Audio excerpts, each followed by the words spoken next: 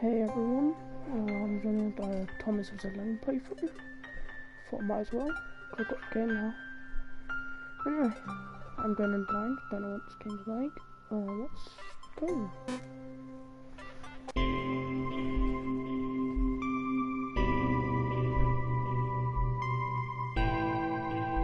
Further on this video, people forget this. The code started adding name strings to the analysis job. Thomas 823612 wasn't special. I messed it up. Thomas was alone. Wow, a weird first thought to have.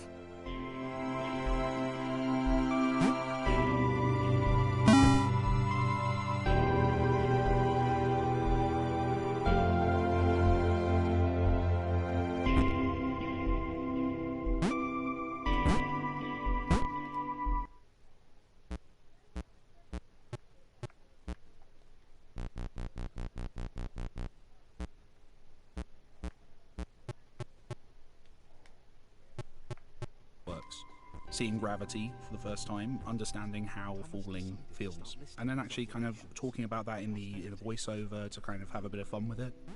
It's also introduced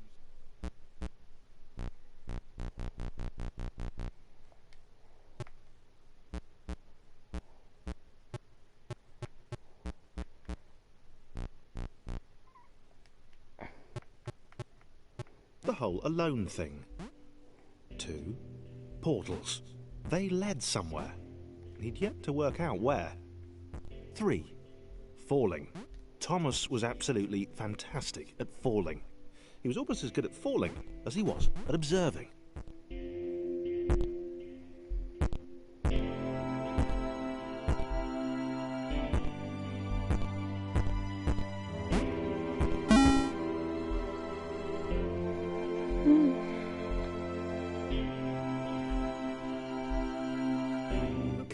Interesting. Thomas couldn't fall past this block. Think, damn it, think. What if there was some kind of inverted fall? Some way to... what's the word? Jump. I don't know if I can get rid of the...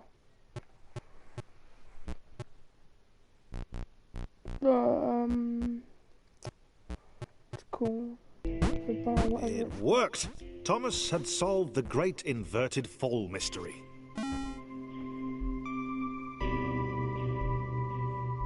A big jump. But Thomas noted there was no real danger in missing it. The world didn't want him to fail here. It was pushing him, but gently.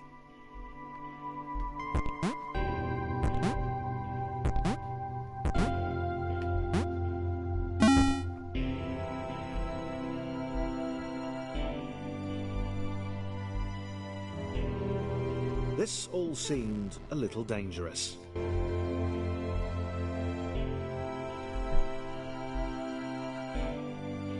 This all seemed a little dangerous. The world was not to be trusted. It was unstable, and it seemed to Thomas that it could let him down at any moment. He was starting to suspect it might even be doing so on purpose. Nah, paranoia.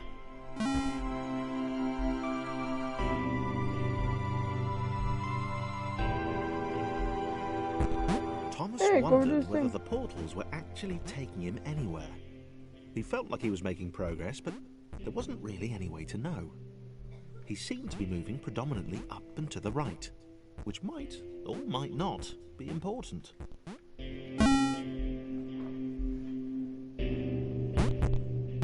It might have been paranoia again, but Thomas could have sworn the world was becoming more complicated.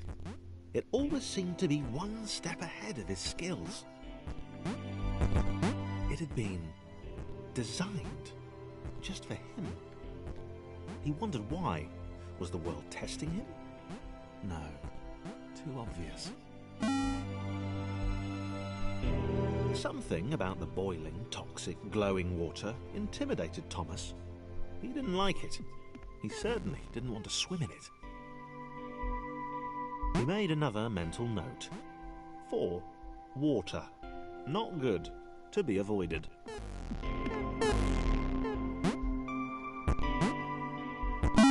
I'm so good at this game, oh my god. The loneliness was getting to Thomas. No amount of observation or obsessive note-taking could combat that.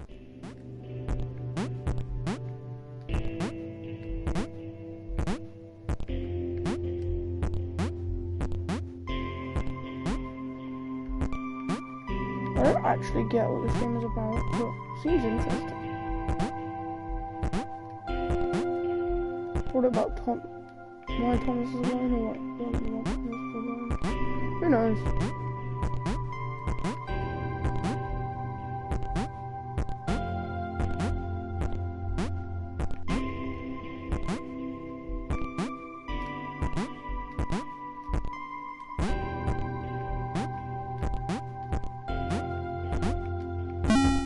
Wow.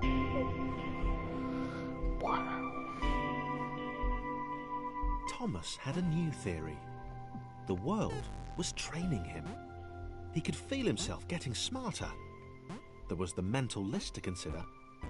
Over the minutes and seconds since his spontaneous generation, he'd become a pretty skilled jumper. He was evolving. He just wished he had someone to share it with.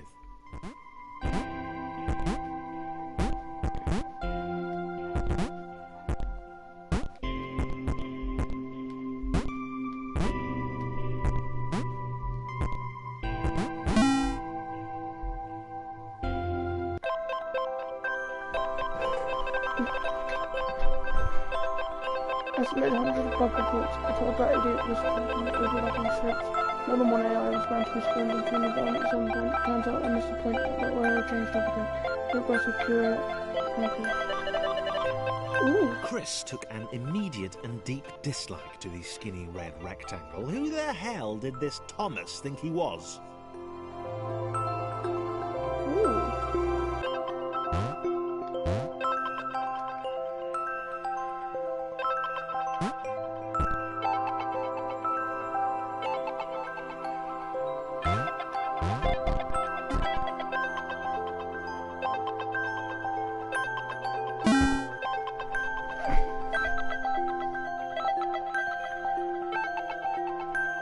Chris had been doing fine. He wasn't the highest jumper, but he'd held his own. He'd even been graceful at times. Well, not actually. Not technically graceful. It's probably the wrong word, but, you know, fine. There was that skinny little runt leaping about like he owned the place.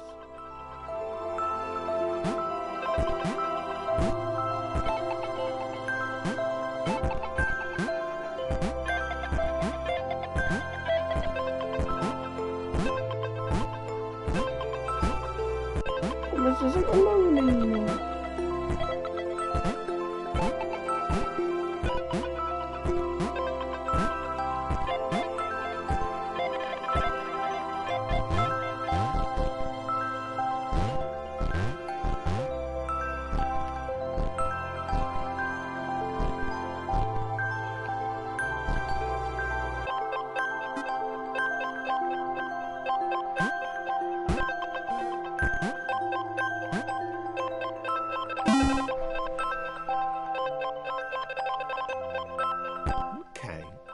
Was more like it.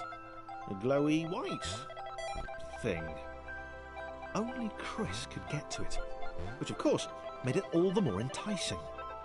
What would it do? What new opportunity might this switch open up to him?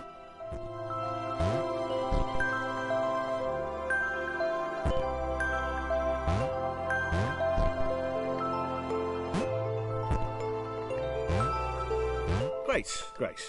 Another chance for Thomas to jump slightly higher than Chris. How fortunate. Seriously, this made the whole switch pressing thing entirely worthwhile. Was this good? Because on the surface, it did not seem good. Chris was pretty scared. Little Red seemed fine, happy to be on his merry little adventure. Chris couldn't shake the feeling that things had taken a significant turn for the worse since Thomas had joined him. Sure, he'd been able to piggyback his way to ever so slightly higher platforms, but where had that got him? Well, to ever so slightly higher platforms, which was sort of his point.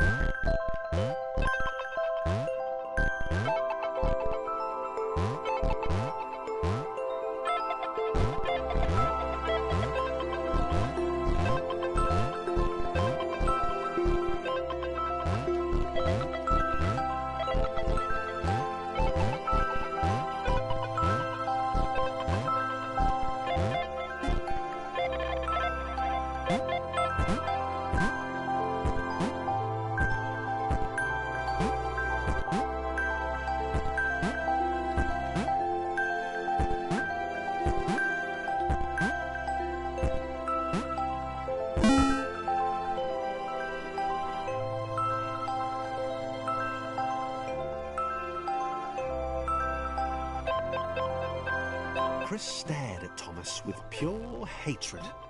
He seemed so very happy at their situation. Friends together, a brave fellowship of quadrilaterals on a quest for greatness. That would be fine. But it was all the obvious observation that Thomas was doing which grated. Every time they saw something vaguely new, Chris would hear a satisfied little from the vaulting idiot. He hoped the next portal would split them up, if only for a few levels.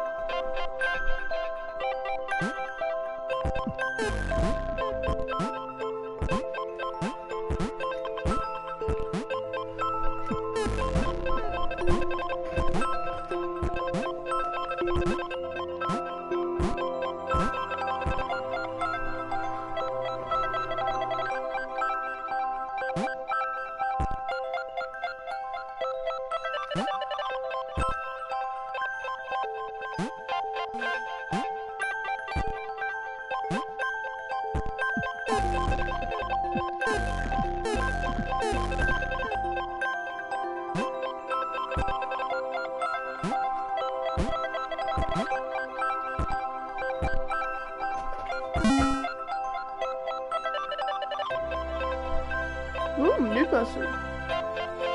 John knew. He knew that this was his chance. A moment to shine. This was game day.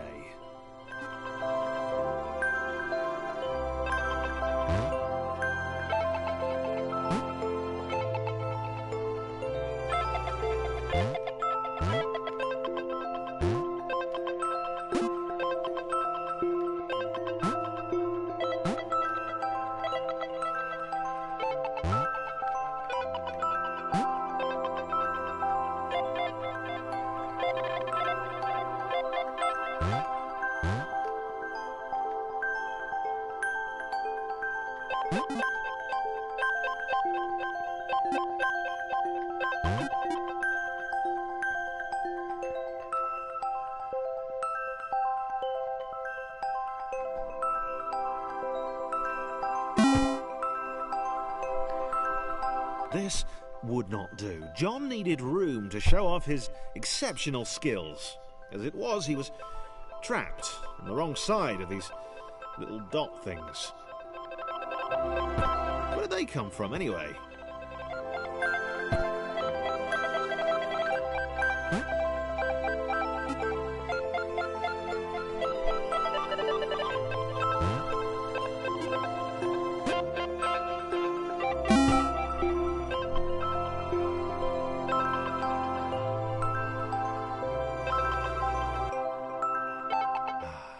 John inhaled the air of the open space, and it smelled of awesome.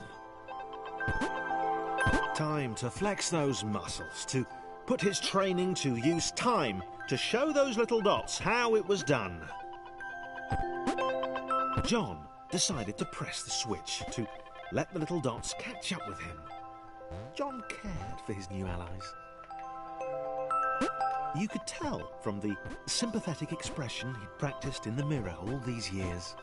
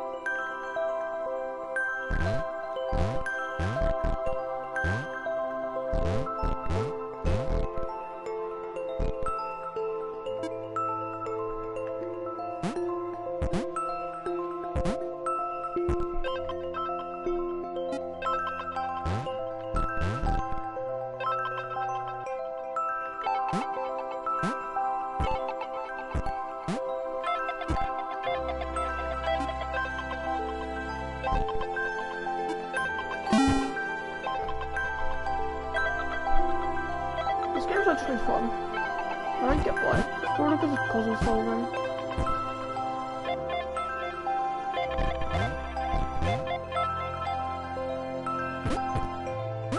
John was happy to keep helping. He felt it was important to his image that he was seen to help the little guys.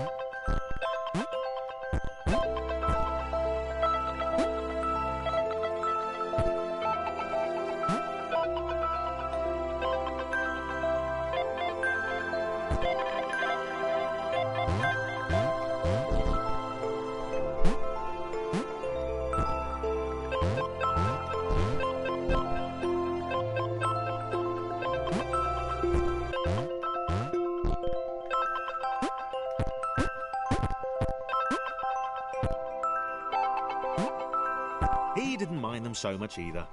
The red one, Thomas, had a charming way of applauding every time John jumped.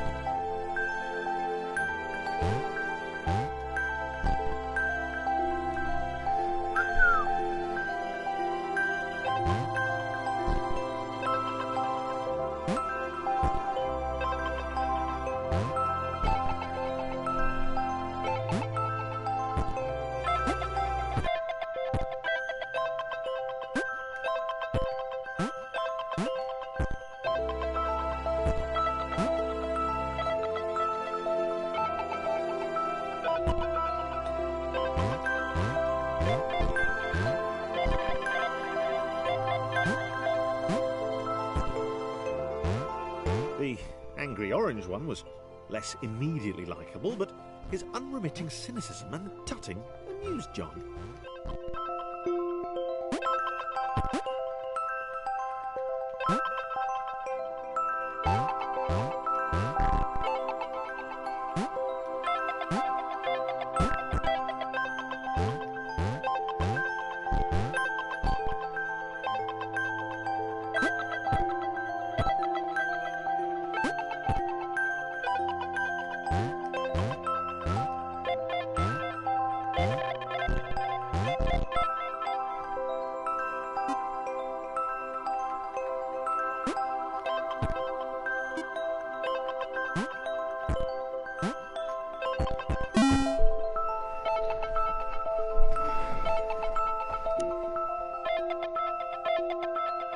This was interesting.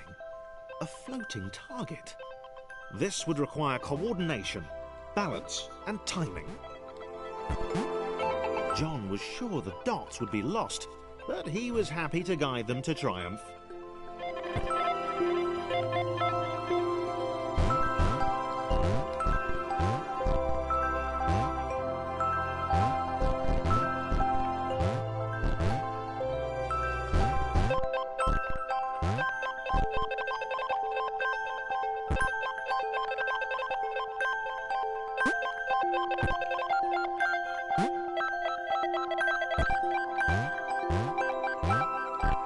Maybe that's what the dots were for.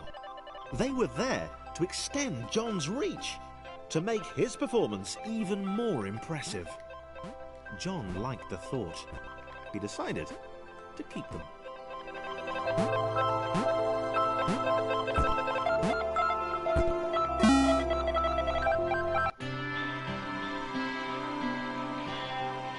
So, this was how Claire would die.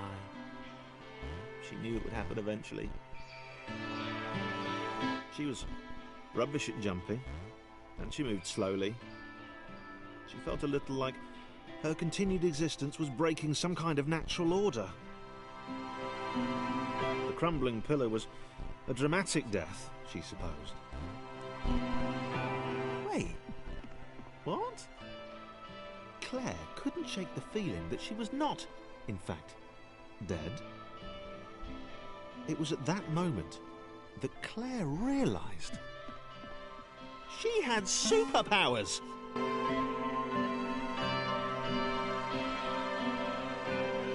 She'd need a cape. There was no getting around that. You couldn't be a superhero without a cape. Claire didn't want confusion. If you saw a cape, that made matters clear. You knew what you were dealing with. Claire was all about communication. And, you know, floating in water, which was her superpower.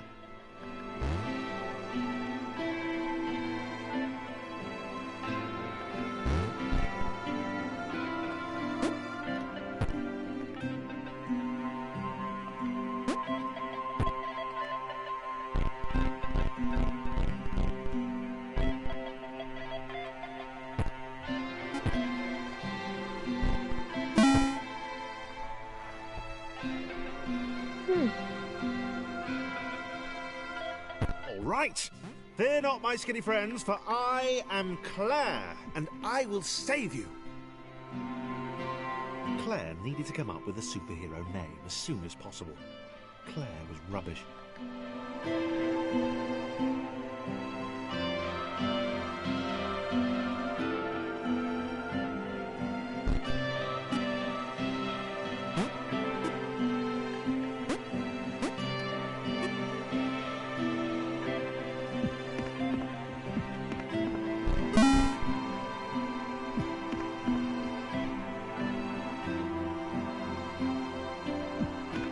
Claire arrived just in time, which was, of course, the perfect moment for superheroes to arrive.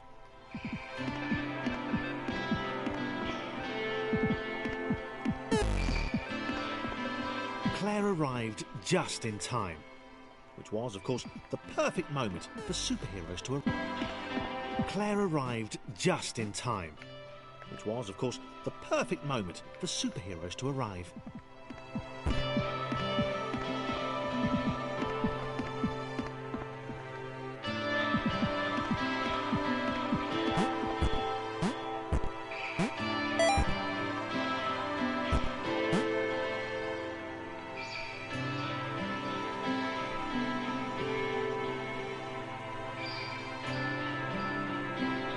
As the water began to rise, Claire vowed to save this little rectangle in as many restarts as it took.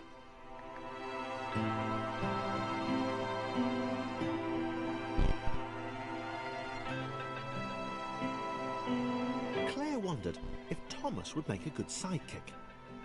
Or was she more the lone Avenger type? She liked that. The sole hero in a world of rectangles and conveniently placed pools of toxic water.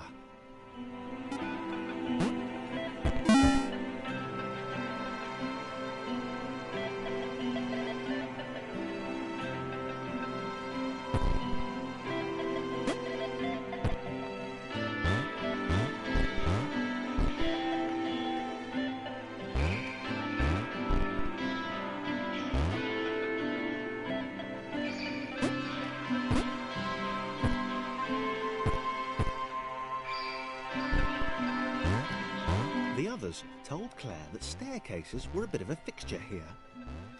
Claire wondered why the world made it so difficult.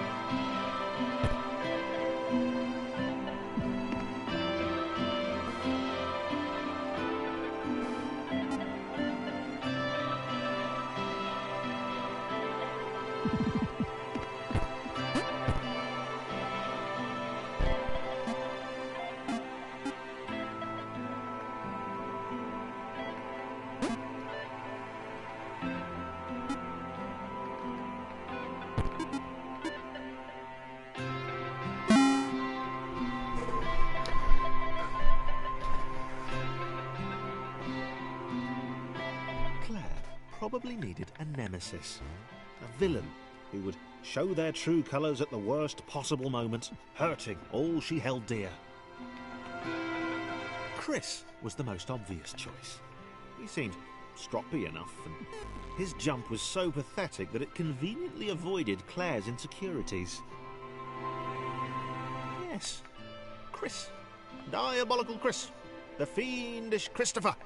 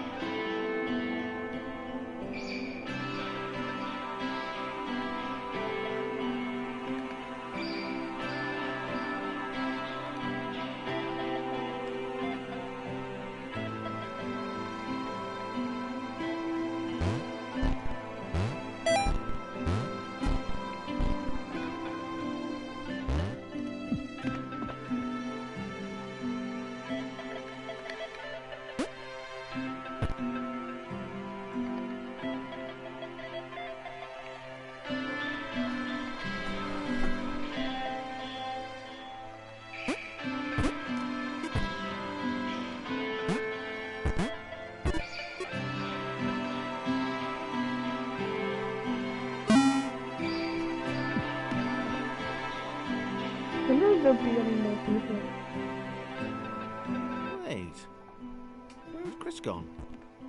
Was he off somewhere? Plotting Claire's downfall? If Claire was honest, and she had to be because she was a superhero, this was a troubling turn of events. Still, there were reasonably sized bodies of water to cross.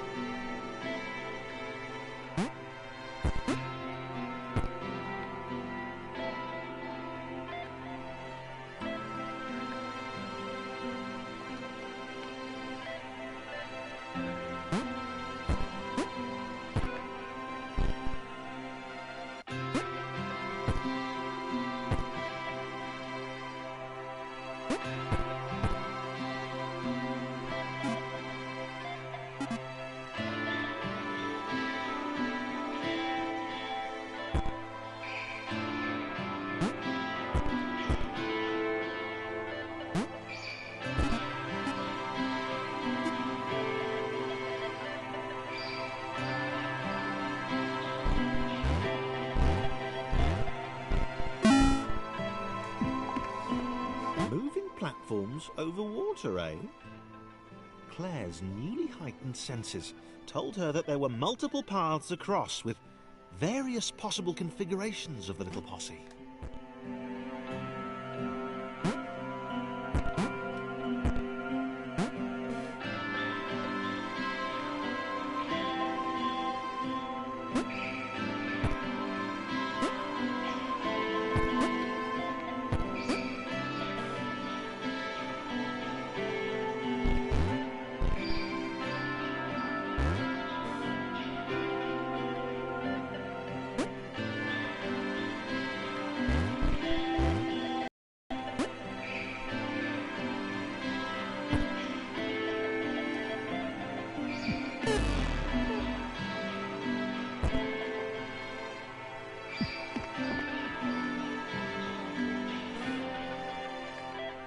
They were doing really well.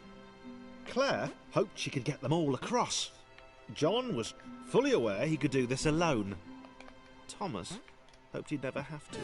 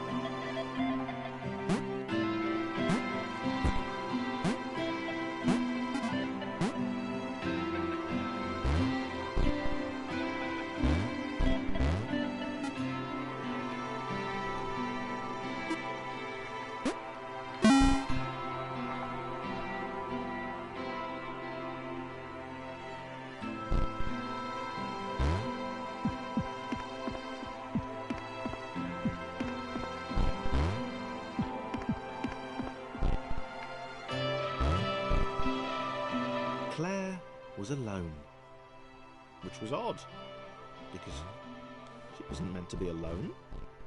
She needed to be where there were rectangles to save. Being the only superhero in a given space kind of defeats the object. Spikes? That was new. Claire avoided them. She decided they were most likely her kryptonite. Not the rubbish red kryptonite either, the proper radioactive green stuff.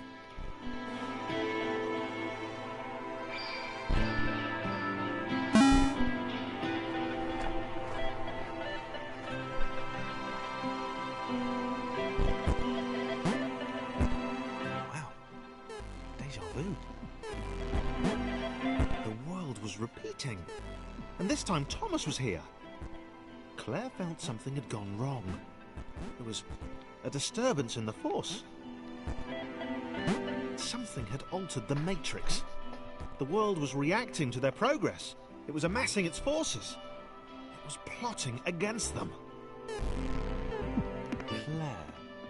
finally had a nemesis.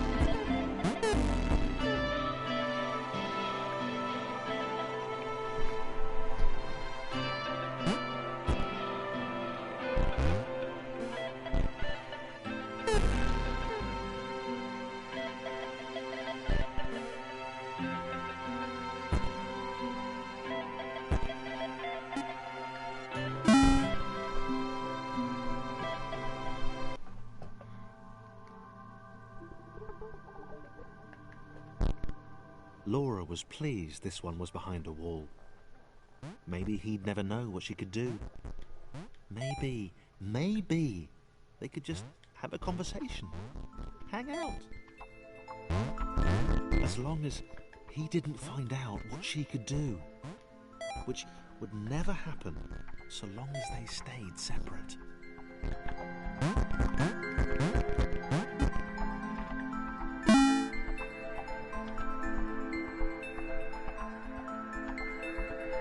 Okay, I think I'm going to end after Didn't this have dialogue. time to worry about the ominous pixel cloud. It had been following her for some time, and it had kept itself to itself until now. Okay, I think I'm going to stop there. Hope you guys enjoyed. Hope you guys enjoyed. And I'll see you next time.